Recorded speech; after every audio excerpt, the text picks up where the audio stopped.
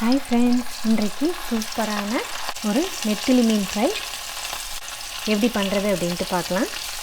வாங்க வீடியோக்குள்ளே போகலாம். அதுக்கு முன்னாடி என் சேனலை சப்ஸ்கிரைப் பண்ணாதவங்க சனா டெலிஷியஸ் குக்கிங்க்கு சப்ஸ்கிரைப் பண்ணுங்கள். பக்கத்துலேயே இருக்கிற பெல் பட்டனை கிளிக் பண்ணுங்கள். அப்போ தான் நான் போடுற வீடியோவை நீங்கள் மிஸ் பண்ணாமல் பார்க்கலாம். இதுதான் நெத்திலி மீன்.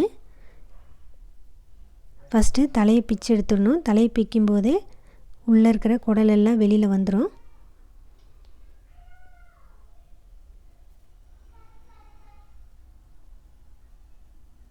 பாருங்கள், இந்த மாதிரி தான் நல்லா க்ளீன் பண்ணணும் நெத்திலி மீன், இல்லைன்னா ஸ்மெல் அடிக்கும், சாப்பிடவே முடியாது. இந்த மாதிரி எல்லா மீனையும் க்ளீன் பண்ணி நம்ம எடுத்துக்கலாம்.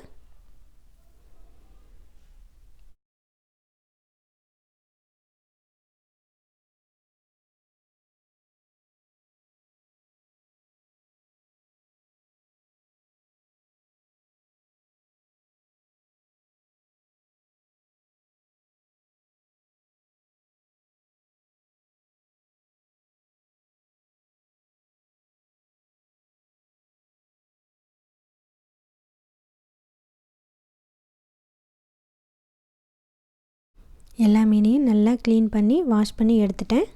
1/4 கிலோ நெத்திலி மீன் இருக்கும். இதுக்கு தேவையான மசாலா போட்டுக்கலாம். 1 ஸ்பூன் மிளகாய்த்தூள், 1 ஸ்பூன் மல்லித்தூள்,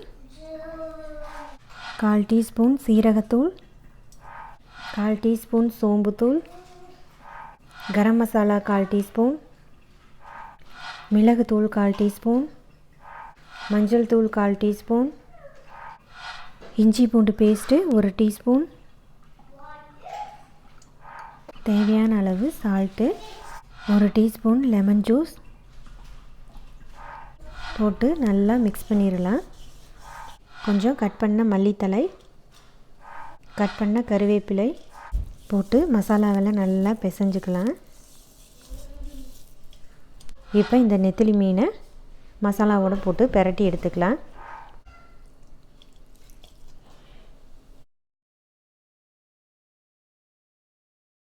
இப்போ நெத்திலி மீனுக்கு மசாலாவெல்லாம் போட்டாச்சு. இப்போ இதை 1/2 மணி நேரம் ஃப்ரீசரில் வச்சு எடுத்துக்கலாம்.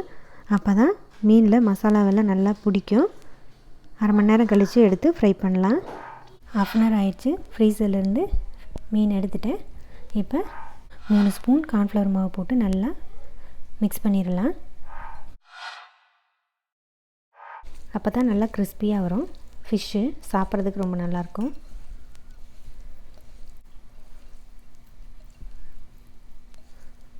இப்போ ஆயிலில் போட்டு ஃப்ரை பண்ணிக்கலாம். இப்போ ஆயில் நல்லா ஹீட் ஆகிடுச்சு.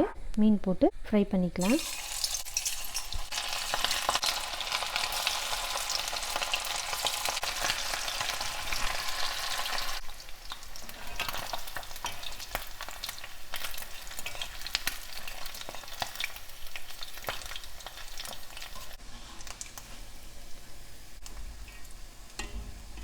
நெத்திலி ஃபிஷ் ஃப்ரை சூப்பராக தயாராகிடுச்சு.